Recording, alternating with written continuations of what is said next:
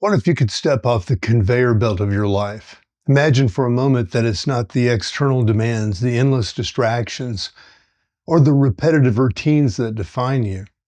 What if there's a way to experience life fully, to live with intention and awareness rather than as if on autopilot? What would it mean to wake up to yourself and to your life?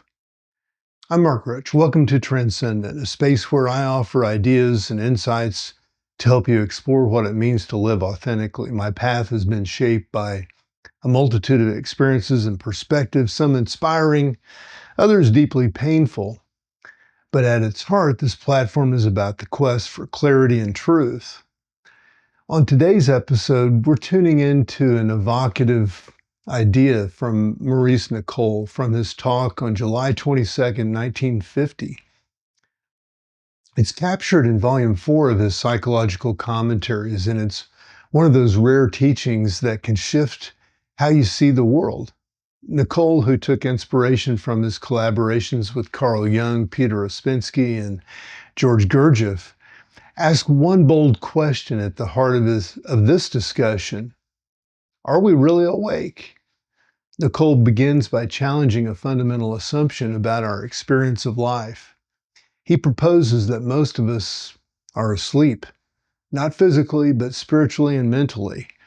The sleep isn't something dramatic or obvious, it's subtle. It's the kind of hypnotic state we enter when we live mechanically, reacting to the world and to other people without a sense of our deeper self.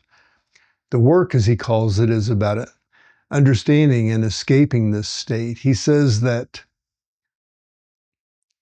to make this escape, the ideas of the work must move from your memory into an active internal process. Think of it this way. It's one thing to remember the words, man is asleep, and think they're interesting, that it's an interesting concept. But it's another entirely to stop and ask yourself, am I? This kind of reflection isn't easy, it's uncomfortable, and it asks you to hold a mirror up to your life and see the ways in which you're governed by routines or external influences. Without this reflection, Nicoll tells us the work remains a collection of ideas stored in your memory, and it will not challenge you or change you. One of Nicoll's most powerful contributions here is his explanation of the differences between what he calls the inner self and the external memory. The external memory holds everything that life and the senses have fed into us. It's where societal norms and habits live, where assumptions about life's meaning are formed. The inner self, however, is quieter. It's where genuine reflection happens, where your spirit connects with insights that can change you. For Nicoll, true thinking comes from this inner self. It's not about intellect. It's about a kind of knowing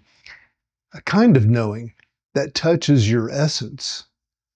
He links this to the esoteric idea of man's place in the ray of creation. Now, Nicoll draws here not just on his own genius, but on the teachings of Gurdjieff and Ouspensky, as well as Carl Jung's exploration of archetypes and the deeper psyche. He describes humanity as being part of organic life, which he then likens to a connecting film or bridge between higher and lower states of existence. Organic life, as he explains it, transmits forces from the planetary and cosmic realms down to earthly existence. However, this role traps man in what Nicoll calls a pain factory.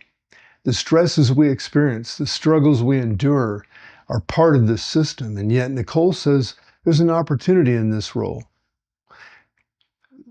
Though all of organic life suffers, humanity has an unusual potential.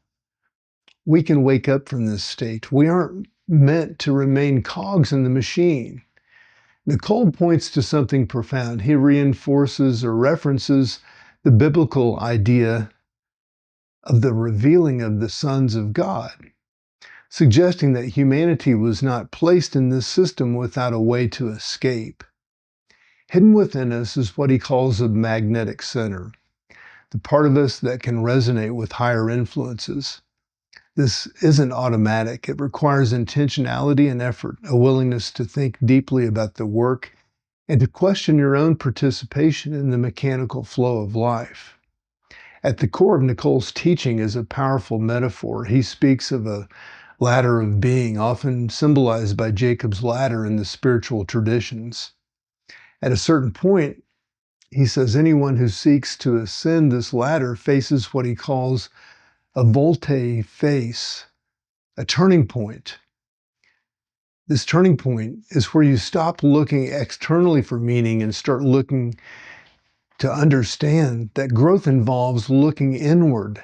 The ladder isn't a straight climb, it bends, and it demands that you not only absorb ideas, but transform how you live and think.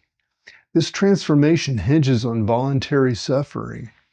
Now, this isn't about seeking pain or hardship for its own sake. Instead, Nicole talks about what it means to suffer consciously when he feels unclear or challenging instead of escaping or numbing ourselves. We can better use these moments to better understand our own reactions and limitations. Conscious suffering serves a purpose. It's a step away from the mechanical and a step toward the intentional, maybe like sacrificing your suffering. Nicole's vision of the work is both deeply challenging and profoundly inspiring. He shows us that our daily lives, with all their beauty and difficulty, are part of turning ordinary moments into tools for growth. Waking up isn't something abstract, it's a choice you make repeatedly in how you approach even the simplest tasks. What strikes me about these teachings is how they challenge us to take our ownership of our inner world. When was the last time that you paused to consider what was driving your choices or your decisions, your emotions, or your thoughts? Are you reacting to life or are you truly living it? These aren't easy questions, but they're important ones. Maurice Nicole encourages us to see that the very frustrations and routines that we often resent can be doorways to the deeper kind of freedom. I hope these ideas from Nicole's 1950 commentary resonate with you. It's not about rejecting the world or achieving some perfect state of enlightenment. It's about waking up to life as it is right now and understanding that within you exists the potential for something more profound than what you currently see. I'm Mark Roach. This is Transcendent, wishing you all the best.